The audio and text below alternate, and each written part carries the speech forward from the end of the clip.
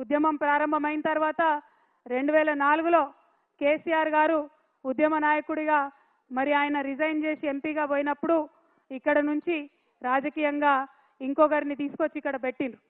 మరి ఆనాటి నుంచి ఈనాటి వరకు మీ అందరికీ తెలిసిందే, సిద్దిపేట రావాలన్నా చింతమడక రావాలన్నా అదేదో ప్రైవేట్ ప్రాపర్టీ లాగా కేజీఎఫ్ లాగా ఎవరు రావాలన్నా కొంత ఆంక్షలు వచ్చిన విషయం మీ అందరికి కూడా తెలిసిందే.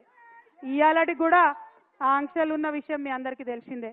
కాకపోతే ఈ చింతమడక గడ్డ చిరుతపులిని కన్న గడ్డ, కేసీఆర్ని కన్న గడ్డ, ఇటువంటి గడ్డ మీద ఎవరి ఆంక్షలు కూడా నైజాంతా అని ఇవాళ ఊరంతా కదిలి వచ్చి మీరు ఈ బతుకమ్మ పండుగ చేసుకోవడమే సాక్ష్యంగా నేను భావిస్తూ ఉన్నాను.